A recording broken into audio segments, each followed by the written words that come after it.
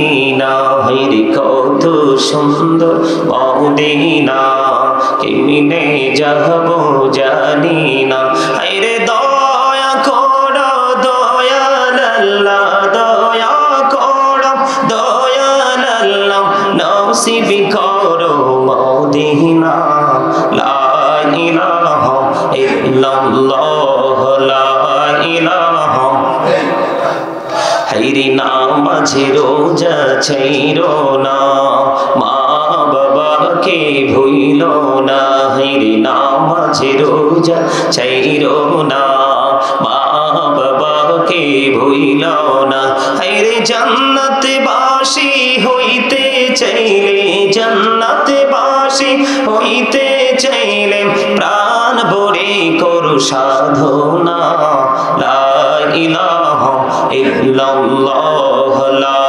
ইলাহা লা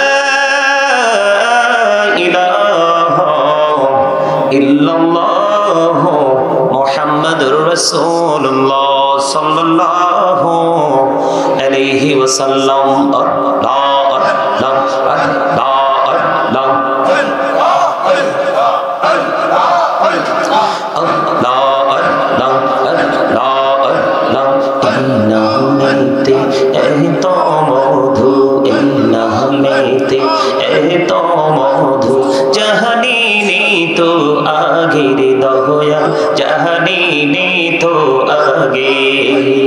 যতই জপি নামটি তোমার যতই জপি নামটি তোমার ততই মধুর লাগে রে দয়া ততই মধুর লাগে আল্লাহ আল্লাহ আল্লাহ আল্লাহ মাশাআল্লাহ আল্লাহ আল্লাহ আল্লাহ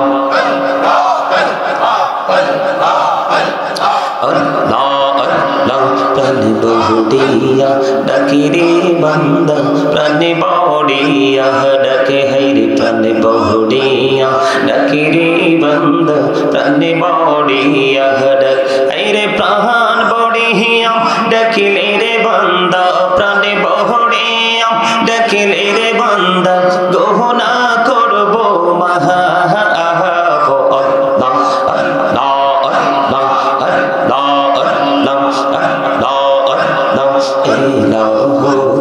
রিহি আর মাঝে এলাহুদো রিহি আর মাঝে কিসের করো খেলা পিছের দিকে চাইয়া দেখো পিছের দিকে চাইয়া দেখো ডুবে যায় তোর বেলা রে আল্লাহ আল্লাহ আল্লাহ আল্লাহ প্রেমীরা কোহড়ে গো নবী মেহরাজেতে যাইয়া দয়াল প্রভু দিলেন মেরাজ দয়াল প্রভু দিলেন মেরাজ মুমিনের লাগিয়া আল্লাহ আল্লাহ আল্লাহ মাশাআল্লাহ আল্লাহ আল্লাহ জীবন বড়িয়া করছে রে গোনা জীবন বড়িয়া করছে রে গোনা ক্ষমা করে দাও রে দয়া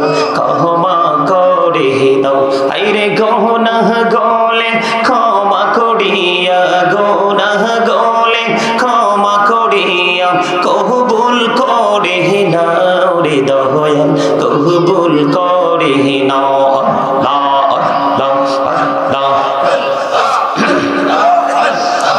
লা ইলাহা ইল্লাল্লাহ মুহাম্মাদুর রাসূলুল্লাহ সাল্লাল্লাহু আলাইহি ওয়াসাল্লাম। সম্মানিত উপস্থিত উলামায়ে কেরাম, দাড়িপাকা আমার মুরব্বী বাবারা, আমন্ত্রিত অতিথিবৃন্দ, যুবক ভাইয়েরা, পর্দানিশী আমার মা বোনেরা, বিশেষ করে আজকে কালিকাপুর ও পাঁচতুবি জামে মসজিদের উদ্যোগে আজকে 23তম বার্ষিক ওয়াজ দোয়ার মাহফিলের আয়োজন করা হয়েছে। আজকে যারা টাকা দিয়ে, পয়সা দিয়ে, অর্থ দিয়ে, বুদ্ধি দিয়ে, শ্রম দিয়ে, সার্বিক সহযোগিতার মাধ্যমে আজকের জান্নাতের বাগান সাজিয়েছেন, সকলের প্রতি আমার আন্তরিক সালাম। আসসালামু আলাইকুম ওয়া রাহমাতুল্লাহি ওয়া বারাকাতুহু।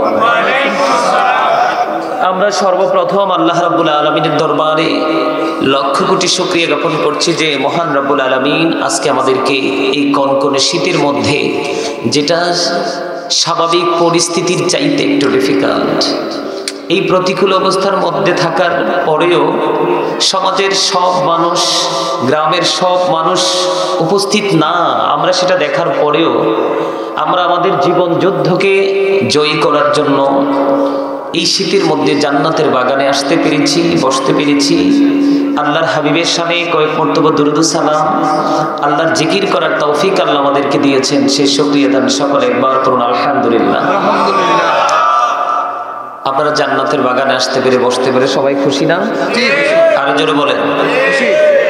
সম্মানিত উপস্থিতি, আমি আজকে আমার আলোচনার শিরোনাম যেটাকে বলা হয় হেডলাইন, যেটা দিয়ে শুরু করেছি, আল্লাহ রাব্বুল আলামিন বলেছেন, ইয়া আইয়ুহাল্লাযীনা আমানু কু আনফুসাকুম ওয়া আহলিকুম নারা। আল্লাহ রাব্বুল আলামিন বলেছেন, O believers, save yourself and your families from the fire. আল্লাহ রাব্বুল আলামিন আমাদেরকে খুব কঠোরভাবে বার্তাটা তিনি দিয়েছেন। আল্লাহ রাব্বুল আলামিন ঈমানদারদেরকে ডেকে বলেছেন, O believers, save yourself and your families from the fire. Allah বলেছেন ঈমানদারদেরকে ডেকে, ইয়া আইয়ুহাল্লাযীনা আমানু। আল্লাহ ঈমানদারদেরকে ডাক দিয়েছেন। এই উপরে এদিকে চেয়ার দেন না ওনাদেরকে, ওনার মুরব্বী মানুষ নিচে বসেছে, আরিফ ওনাদেরকে চেয়ার দে তো, এদিকে চেয়ার দে, এদিকে চেয়ার দে, এই উপরে স্টেজে চেয়ার দে। মুরব্বীরা এইভাবে নিচে বসে থাকা তো শোভনীয় নয়, আপনারা এদিকে আসুন, আমার কাছাকাছি হয়ে বসে, এই ভিজাটা ইয়ে করে টিস্যু দিয়ে একটু মুছে দে তো। আপনারা ঠান্ডা তো, এই ঠান্ডার মধ্যে নিচে বসাটা আসলে উচিত না। সম্মানিত উপস্থিতি, প্লিজ ডোন্ট ডিস্টার্ব মি। আপনারা কথা বলবেন না দয়া করে। আপনারা মুরব্বীরা যদি স্টেজে এসে বসতে চান, আমি আপনাদেরকে বিনীতভাবে অনুরোধ করব, স্টেজে যথেষ্ট জায়গা আছে, আপনারা উপরে এসে বসতে পারেন। আল্লাহ রাব্বুল আলামিন বলেছেন, ঈমানদারদেরকে ডেকে বলেছেন, কোন বেঈমান, কোন কাফির, কোন মুশরিক, কোন মুনাফিককে আল্লাহ ডাক দেননি। আপনারা কি আমার কথা শুনবেন? এখানে আলোচনা শুনতে হলে আপনারা আমাকে সবাই টিচার মানতে হবে। যতক্ষণ সময় আমি এখানে থাকব, আমি টিচার হিসাবে আপনাদের কাছে এসেছি। প্রফেশনালি এটা একটা টিচিং প্রফেশন। আমি আপনাদেরকে দিন সম্পর্কে ইনস্ট্রাকশন দিব, যেটা আপনাকে দুনিয়াতে সুখী করবে, আখিরাতে মুক্ত হওয়ার জন্য যতগুলো প্রক্রিয়া, সেই ট্রেনিংটা আমি আজকে আপনাদেরকে সাময়িক সময়ের জন্য দিতে এসেছি। আপনারা নিজেদের, আমি জানি আপনারা অনেকে এখানে এডুকেটেড পারসন আছেন, আপনারা সবার অনেক জ্ঞান, বিবেক, বিবেচনা আছে, তারপরেও আপনারা এই জান্নাতের বাগানে যেতে এসেছেন, আমাকে প্রধান বক্তা হিসেবে আপনারা ইনভাইট করেছেন। যতক্ষণ থাকবো ততক্ষণের জন্য আপনারা আমাকে একজন টিচার হিসাবে মানতে হবে, তাহলে আপনারা এখান থেকে কিছু নিয়ে যেতে পারবেন। প্রথমত আপনাদেরকে বলবো, আমার কিন্তু আলোচনায় ঢুকতে হলে কিছু কন্ডিশন দিয়ে আলোচনায় ঢুকি। সম্মানিত উপস্থিতি, আমার ফার্স্ট কন্ডিশন হলো, স্টপ ইউর মাউথ এভরিবডি। সকলের জবানকে বন্ধ রাখতে হবে। এই যে পিচ্ছিটার হাত থেকে লাইটটা নাও তো, এই যে নেজার লাইটটা কি যে বলে একটা,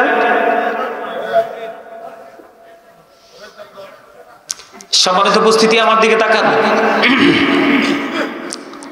এই জান্নাতের বাগান, এটা একদিকে প্রেমের বাগান, আরেকদিকে ভয় ভীতি কিভাবে শিখতে হয় সেই বাগান। তো এই জন্য আপনাদেরকে বলছি, কারণ হলো মানুষের আসল সত্তা কিন্তু এই দেহটা নয়, এই দেহটা নয়। আপনারা আমরা আমাদের জীবনে অনেক শুনেছি, he is dead and she is dead, dead body.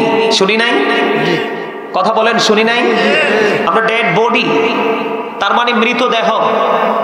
এই শব্দটা আমাদের জীবনে অসংখ্যবার শুনেছি, গণনা করেও শেষ করতে পারবো না। কিন্তু জীবনে একটি বারের জন্য আমরা শুনিনি যে ডেড সোল, এই শব্দটা কোনোদিনও শুনিনি।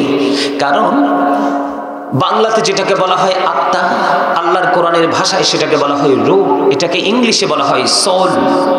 আল্লাহ বলেছেন, say the soul is the order of my lord, কওলি রূহু মিন আমরি রব্বি, first tense, present tense, future tense, অতীত, বর্তমান, ভবিষ্যৎ। একদিন ছিলাম না, আজকে আছি, আরেকদিন থাকবো না। এই যে থাকা এবং না থাকার মধ্যে পার্থক্য কোন জায়গাটা? দেহের মধ্যে যতক্ষণ পর্যন্ত আত্মাটা থাকবে ততক্ষণ পর্যন্তই আপনি আমি আছি। যখন এই দেহ থেকে আত্মাটা বের হয়ে যাবে তখন আমি বলবো, I am a dead, you are dead. আপনি আমি আমরা সবাই মৃত। তাহলে এখান থেকে কি বোঝা যায়?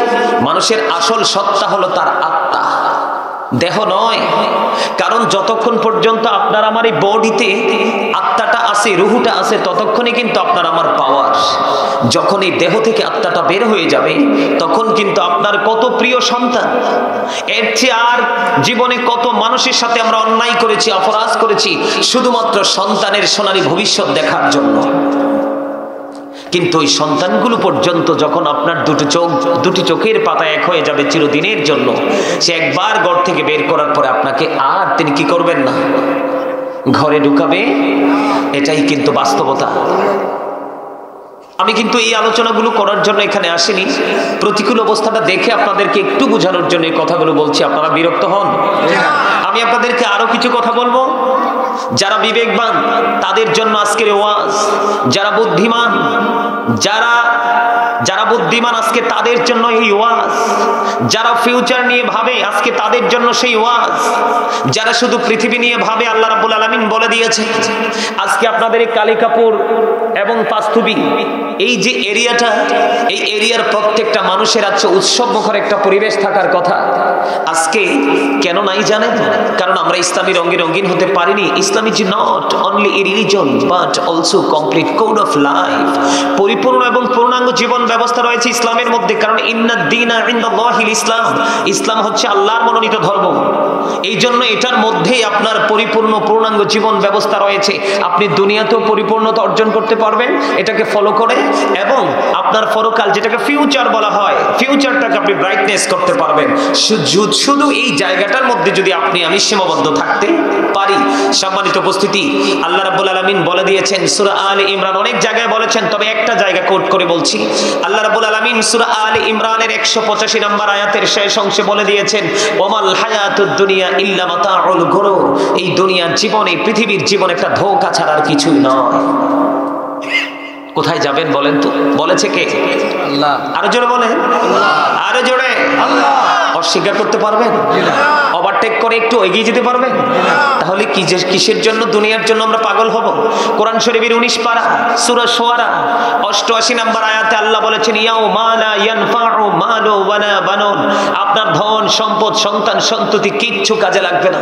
কার জন্য করছেন? কার জন্য আপনি মরিয়া নিজের ভবিষ্যৎকে কুরবানি করে আপনি যার ভবিষ্যৎ নিয়ে ভাবছেন সে আপনার ইন্তেকালের পরে আপনার কবর পর্যন্ত পরিদর্শন করবে না।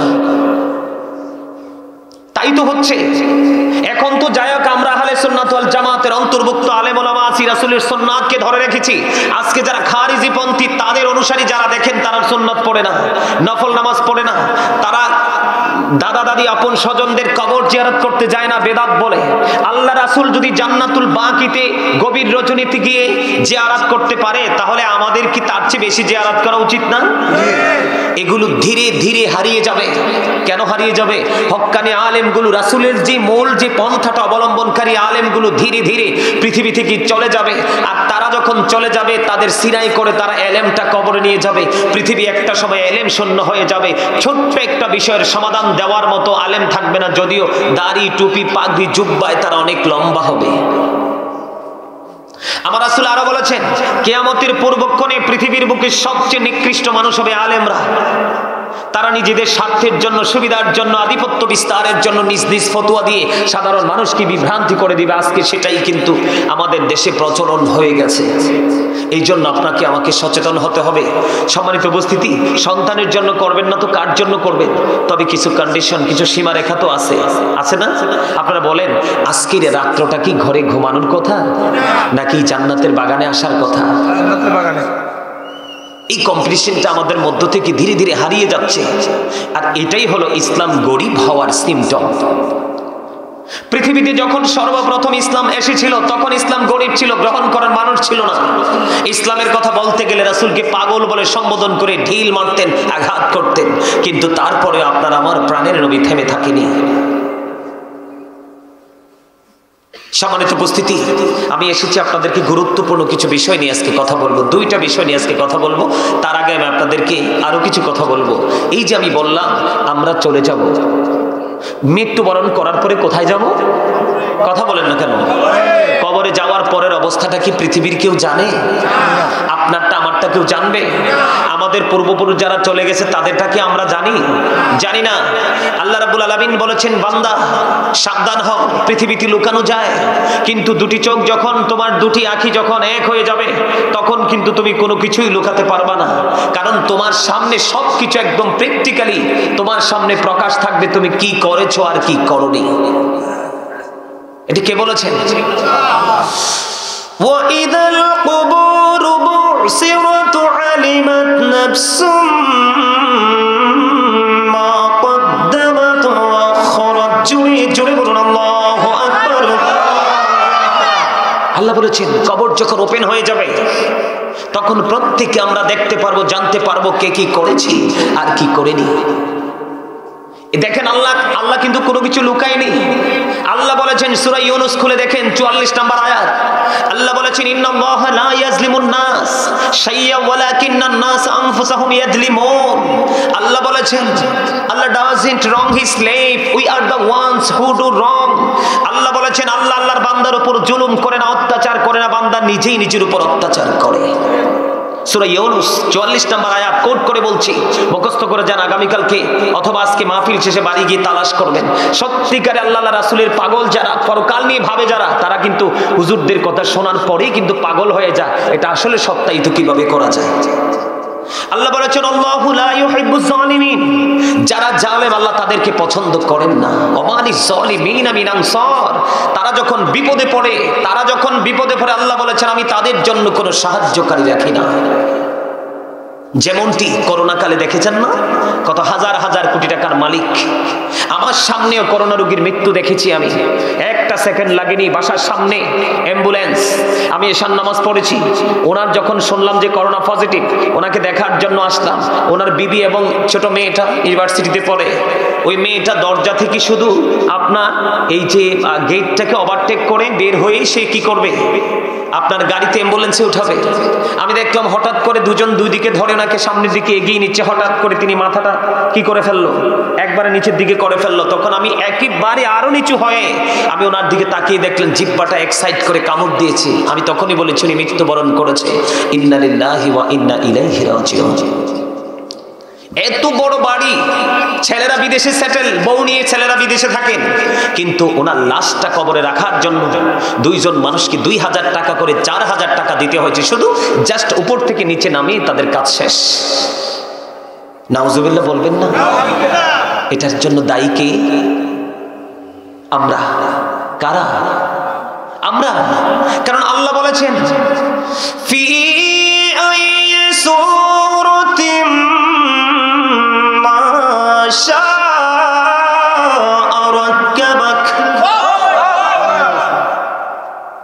আল্লাহ ক্রিয়েটেড দ্য মাইন্ড। আল্লাহ বলেছেন আল্লাহ আমাদেরকে আল্লাহর মন মতো করে গঠন করেছে। আচ্ছা, যাদেরকে মানুষ মন মতো করে তৈরি করে তাদেরকে কি ধ্বংস করে কেউ? তখনই তাকে ধ্বংসের জন্য পাগল পারা হয়ে যায় যখন সে ধ্বংসস্তূপে পরিণত হয়ে যায়। আমরা আজকে ধ্বংসস্তূপে পরিণত হয়েছি। আমরা যদিও মুসলমান, আমাদের মধ্যে মুসলমানিত্ব খুঁজেই পাওয়া যায় না। আমি শুধু জাস্ট এক্সাম্পলগুলো পড়ে দিব। আগে আমি আপনাদেরকে বুঝাচ্ছি আল্লাহ এখানে কি বলেছেন। সূরা ইনফিতর, আল্লাহ মানুষকে আল্লাহর মন মতো করে তৈরি করেছে। সূরা 3 দিকে একটু নজর দিয়ে দেখেন। লাকাদ খালাকনাল ইনসানা ফি আহসানি তাকওয়িম। আপনার কি অসুস্থ? আমি আজকে দীর্ঘদিন অসুস্থ। মানুষের বডিটা সুস্থ হলে তাকে সুস্থ বলে না, যার অন্তর সুস্থ তিনিই হলেন সুস্থ। এতগুলো মানুষ, প্রথমে একটু হতাশা ছিলাম, আলহামদুলিল্লাহ আল্লাহ আপনাদের সবাইকে কবুল করে নিন। অনেক মানুষ চলে এসেছে, আলহামদুলিল্লাহ। জোরে বলেন না আলহামদুলিল্লাহ। আলহামদুলিল্লাহ কি বলতে পারেন না? আল্লাহ সূরা ৩-এর মধ্যে বলেছে আল্লাহ মানুষকে আসমান জমিন চন্দ্র সূর্য যা কিছু আছে সবকিছুর চাইতে সুন্দর করে সৃষ্টি করেছে। আজকে এই মানুষগুলোর কেন এত অধপতন? কেনই বা তাদের জন্য এত প্রতিকূল অবস্থা, নেগেটিভ সিচুয়েশন কেন তাদেরকে ফেস করতে হবে? এটার জন্য দায়ী ওই যে একটু ছোট্ট একটা আলোচনাই যথেষ্ট। আল্লাহ বলেছেন আমি আমার বান্দার উপর কি করি না, জুলুম করি না। আমি তো আমার বান্দাকে ভালোবেসে বানিয়েছি, তাদেরকে কন্ডিশন দিয়েছি, রাস্তা দেখিয়ে দিয়েছি। একটা হলো শান্তি, একটা হলো অশান্তি। তুমি এই পথে হাঁটলে শান্তি, এই পথে হাঁটলে অশান্তি, তুমি কোনটা বেছে নেবে না? সম্মানিত উপস্থিতি, এত আদরের বান্দা আল্লাহ রাব্বুল আলামিন কি বলেছেন? একটু আগে বলেছি যে আল্লাহ রাব্বুল আলামিন বলেছেন কবরটা যখন ওপেন হয়ে যাবে আপনি আমি সবকিছু প্র্যাকটিক্যালি দেখতে পাবো, লুকানোর কোনো সুযোগ নেই। কেন নাই জানেন? আপনারা তো মসজিদের আঙ্গিনায় যদি সিসিটিভি থাকে মসজিদের কোনো জিনিস চুরি করতে যাবেন না, কোনো চৌরাস্তায় যদি সিসিটিভি থাকে ওই চৌরাস্তায় চুরি করতে যাবেন না।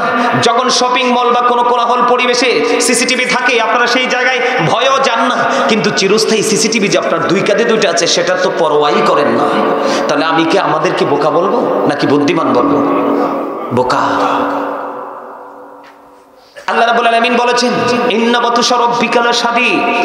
আল্লাহ বলেছেন the seizing of Allah is difficult. আল্লাহর ধর, আল্লাহর পাকড়াও বড় শক্ত, বড় কঠিন।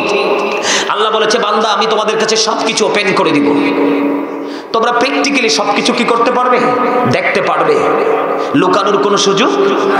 কিন্তু দেখার পরে তুমি ভয়ে আতঙ্কে পালিয়ে যাবে? No, impossible. আল্লাহ রাব্বুল আলামিন বলেছেন ইন্না বাতুশা রাব্বিকা লাশাদীদ। আল্লাহ বলেছেন আল্লাহ বান্দাকে ধরবে খুবই শক্তভাবে, যেটা পিছলানো খুব সহজ নয়। আল্লাহ বলেছেন ইন্নাল্লাহা সারিউল হিসাব। Allah is quick to take account. Allah হিসাব গ্রহণে অত্যন্ত তৎপর। ধরবে খুব শক্তভাবে, ধরার পরে হিসাবটাও নেবে খুব শক্তভাবে। কিন্তু সবচেয়ে বড় ভয়ঙ্কর কথা হলো এই পৃথিবীতে যখন প্রতিকূল অবস্থা তৈরি হয়ে যায় তখন কিন্তু আমরা বন্ধু বান্ধব আত্মীয় স্বজন শুভাকাঙ্ক্ষী খুঁজে পাই। কিন্তু পরকালটা এতটাই ভয়ঙ্কর যাদের জন্য ফিউচারটা ভয়ঙ্কর হবে। আল্লাহ বলেছেন লা ইয়ামুতু, people will not die that day. সেদিন মানুষ মরতে পারবে না। আল্লাহ বলেছেন ফিহা ওয়ালা ইয়াহইয়া, people will not be able to live that day. সেদিন মানুষ বাঁচতেও পারবে না। আল্লাহ বলেছেন ওমা হুম আনহা বিগাইবিন, people will not be able to escape that day. সেদিন মানুষ সেখান থেকে পালাতেও পারবে না। জোরে জোরে বলবেন না আল্লাহু আকবার। বাঁচতেও পারবেন না, মরতেও পারবেন না, পালাতেও প্রকাশ থাকবে সব, অস্বীকারও করতে পারবেন না।